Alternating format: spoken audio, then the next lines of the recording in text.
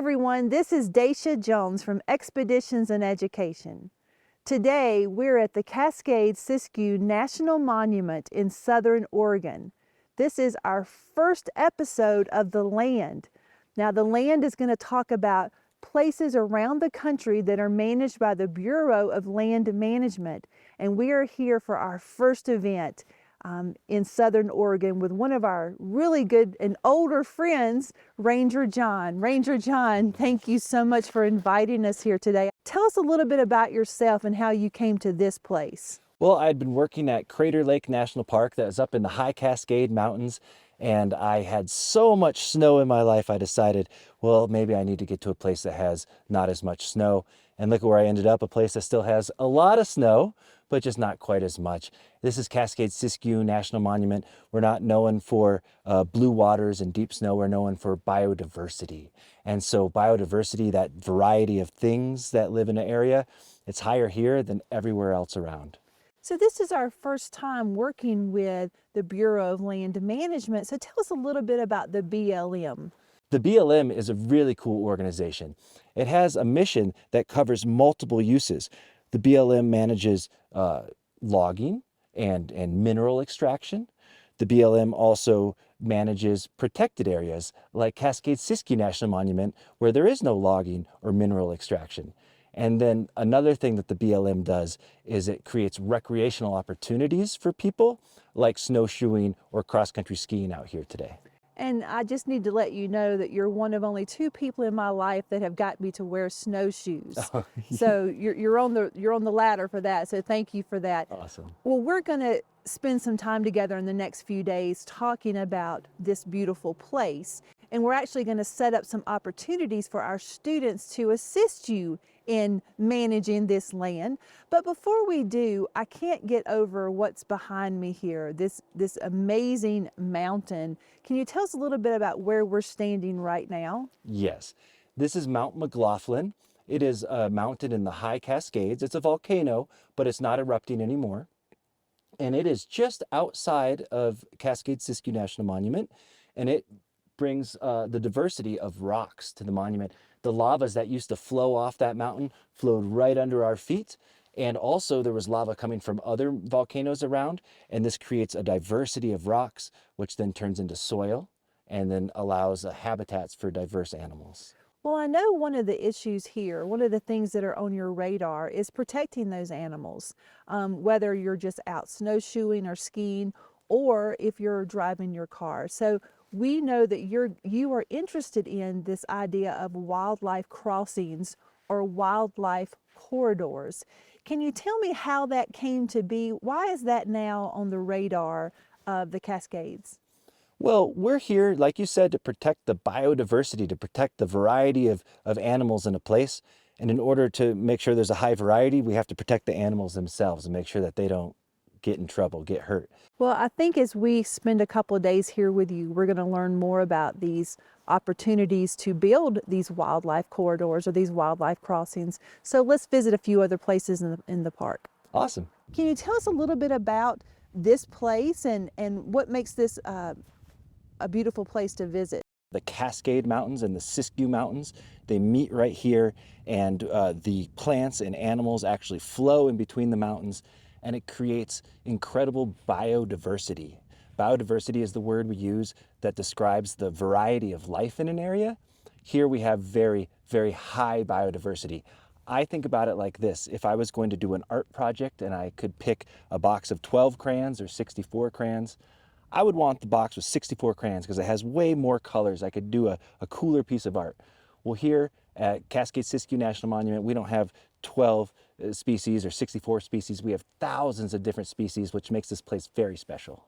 Well, it was special enough that in the year 2000, this became a national monument. Is that correct? Yes, President Bill Clinton in the year 2000 proclaimed that this area would be protected forever as a national monument. Well, with our new series, The Land, we really want to get the kids activated in helping you, being a good steward of this place, helping you solve problems that you have. And when we spoke earlier, we talked about, because this is such a diverse place and there are lots of animals here, there's also opportunity for those animals to be hurt. when they're crossing from one place to another. So let's talk a little bit about this idea of wildlife crossings and why this is something that's on your radar right now as a national monument. Here at Cascade-Siskiyou National Monument, we really want to see habitat continuity, which is a fancy way to say we don't want one habitat to end here and another habitat to start here. We want them to mix together, and that's what makes this biodiversity so special. So there are some things that can stop habitats from flowing together. And one of the major things we have here at Cascade-Siskiyou is the Interstate 5, one of the largest highways in all the United States of America, cuts right in between the Cascade and Siskiyou Mountains. And we all learned when we were young, you got to look both ways before you cross the street because it's dangerous. Well, this is a large highway and you could look both ways and it would still be very dangerous to cross whether you're a human or an animal. So that's one of our real big dangers here for the biodiversity at Cascade-Siskiyou. So when we look at our global goals, Global Goal 15 talks about life on land and how as humans, we need to do everything we can to make sure that we're taking care of life on land, which means our plants and our animals. And how are we going to come together to make sure that we take care of these animals that are trying to cross corridors that could be dangerous? We also have goal number 11, which talks about sustainable cities and communities. So how do we live with Interstate 5? And as we've learned, Interstate 5 was here before this monument was protected. So we have to figure out how to take care of humans and animals. And I think that's going to lead us into talking about this idea of how we as students can be good stewards of this place and help you solve a problem. So let's talk about some of these wildlife corridor areas that could happen here at Cascade. Can you tell us a few of the places where you think these corridors would work? Definitely.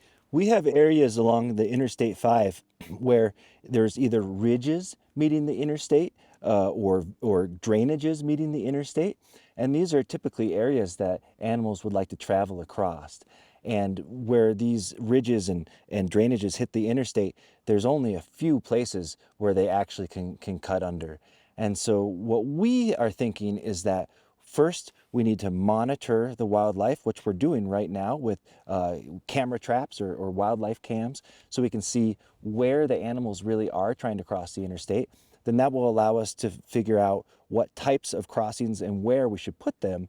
And really, we need to find out not just what animals are here, but how the animals like to cross. Some animals might need to go over a road. Some animals might need to go under a road. So it's not just finding the perfect spot, it's matching the perfect spots to species that are out there. So I think it would be a great idea for us to visit some of the areas in the monument where wildlife corridors would be a good idea. And then we will get our kids to do some research and maybe build some prototypes for you. Would that be okay? That's what we need. We need all the creative prototypes we can get, because then we can refine those prototypes and come up with the best solutions to our problems. Well, let's visit some of those places now. Okay. John, where are we right now? We are at the convergence, the meeting place of the Cascade Mountains and the Siskiyou Mountains. Well, as we talk about building wildlife crossings for the animals that live here, we're at an underpass. So this scares me a little bit for myself, but also the animals that may need to cross on the overpass. So tell us a little bit about this place. Well, we're here as an example of what animals would have to put up with if they want to get across the interstate safely. Because this is one of the only spots you could cross the interstate without having to actually go over the lanes and potentially get hit by a giant truck or a fast car. So we call this an underpass, but it wasn't created for the animals. It was created for humans to go right under. So we have these underpasses. We have some bridges, like a bridge for a train that goes over the interstate, but there's only a few of these out here. So animals have very limited options of places to cross safely. So are you guys thinking about turning this into a wildlife crossing or learning from it as you build new wildlife crossings? Well, right now what we're doing is we're putting cameras up in these areas to see how much wildlife is really coming through so we can learn about it. And then probably we'll leave an underpass like this to the humans so we can still have cars going under, and then we'll build additional crossings for the wildlife where it can be peaceful and they can be really enticed to go and cross under the interstate in those areas. Can we just talk a little bit about the wildlife that will use these crossings when they're created? What are we going to find? Yes, well, of course there's going to be all sorts of little critters carrying seeds. You know, it could be a squirrel carrying tree seeds from one mountain range to the other. But also we have herds of elk and deer. We have a lot of black bear, a mountain lion. We have some animals that maybe students haven't heard of and maybe need to look up on the internet, such as the Pacific fisher or the ringtail cat. So we have a lot of really neat animals out here, and none of them can put up a fight against the traffic up on that road. I'm assuming you're gathering information now because you are thinking about the danger that these animals are in. So are we seeing a lot of deaths of animals here?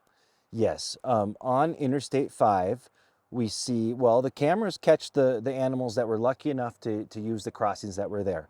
The animals that aren't lucky enough, we do see deaths. We see a lot of auto accidents, and unfortunately, auto accidents can cause death in humans as well. You know, you can get very hurt in an auto accident. So when we're thinking about creating these wildlife crossings, it's to help everything involved. It's to help the animals, but also to help us drive through these passages safely. John, we're standing next to a railroad overpass, and we know that you have some trail cams around here. So let's take a look at some of that trail cam footage. And kids, while you're watching, just take a few notes of what you see.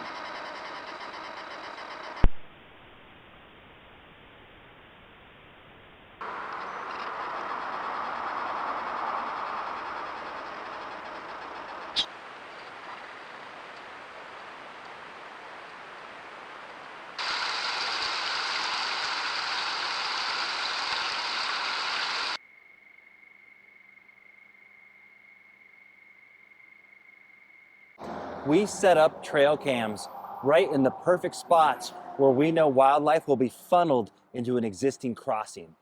This train bridge right here is the perfect crossing for deer and elk and bear and mountain lion. And we were just up there and we saw deer tracks going right across it. So before we introduce our book, before we introduce the challenge, can you tell us where we are? Yes, right now we are in the Cascade Mountains. We're looking at the Siskiyou Mountains, and they're meeting right down in this valley. And in this valley is the Interstate 5. If you look way back there, you can see semi trucks and fast cars cruising through, cutting right in between the two mountains. So before we give you the challenge and let you get to work, we want to introduce a book to you. This is Crossings by Katie Duffield.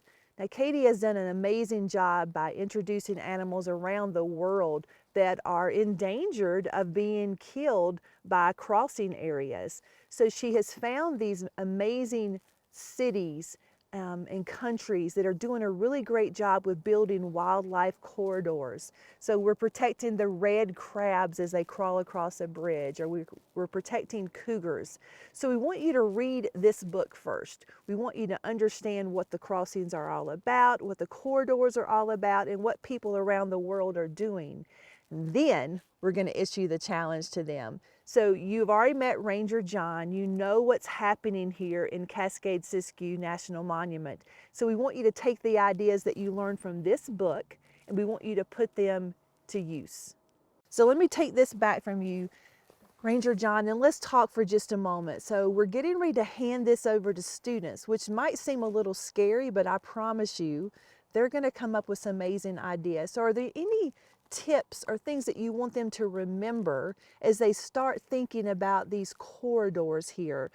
Any things that you guys are already thinking about that might give them some direction? Yes.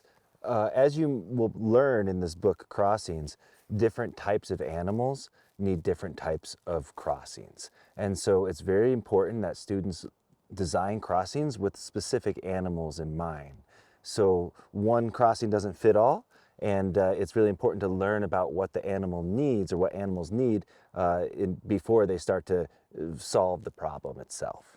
Well, and we also want to think about not only the animals, but the environment that we're in right now. So we don't need any type of flashy bridges or things that will call out to you as not being something that belongs here, right? We want to protect this area and make it stay natural. So I guess we want them to think about natural materials, things that blend into the environment, that don't call it out as being something from an amusement park, if you will. We want it to look like the place that we're in. Yes, that's what we try to do here at Cascade-Siskiyou National Monument. We try to protect the beauty, which is just what it looks like. And so you want your Animal Crossing to be beautiful, but very natural, to blend in. Perhaps camouflage would be a good thing to do. I love that. So we want you to do some research on this place. You're going to find some resources that your teachers can share with you. We want you to understand the instincts of the animals that you're going to be working with and talking about, especially what John said about making sure that your corridor matches the ability of the animals, right? So as they're building, we also want them to think about the steps that they're going to be taking in this process, because they're going to be building prototypes. So the materials they use are not going to be something that you would use here, but you'll introduce those to your ecologists and to your engineers so they can actually take the prototype and then use materials that are conducive to this weather, for example. So we want the materials to hold up. So you're also going to make a list of how you built this prototype. So when we share it with the rangers, they're going to have a complete picture of your ideas.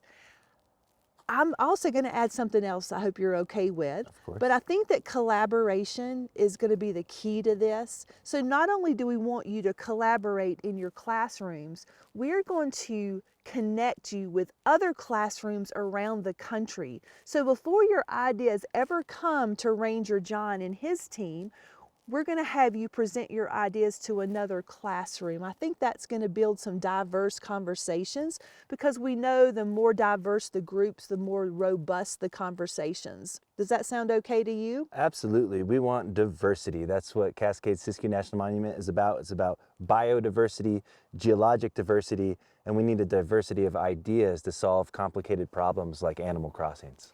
And if your idea is not one that is chosen, but you meet someone from another state and their idea has some good components, you might even make some diverse decisions to connect your projects together, because we know that things that have been invented are sometimes not just one idea, but several ideas that have been collected together. So let's recap.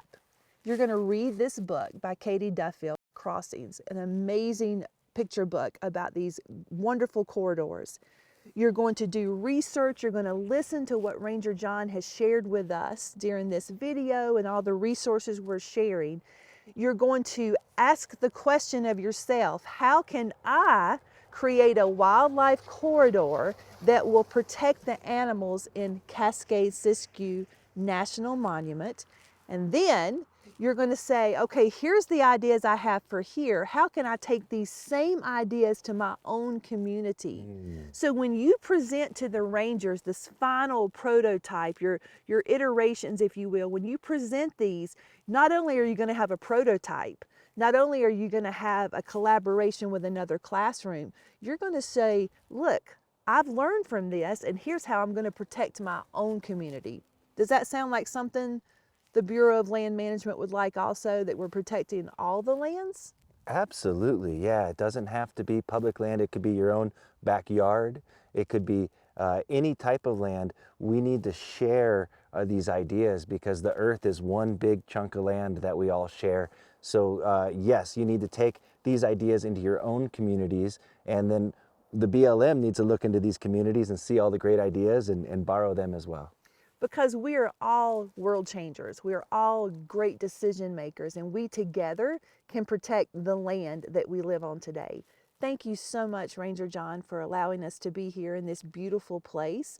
Thank you for providing an opportunity for students around the country to invest in these places that they've never been to. And hopefully, once they get invested here, when they're able to, they're going to come and visit here. And maybe in 10 years, one of their wildlife corridors might be just down the road. Oh, that'd be so cool. And maybe there'll be park rangers as well who can see the whole thing develop and take care of the animals that are here. So we encourage you to really invest in this project. Make sure that your ideas are heard, that your voices are heard, because you can make a difference. On behalf of Dacia Jones from Expeditions and Education and Ranger John from Cascade-Siskiyou National Monument, this is The Land.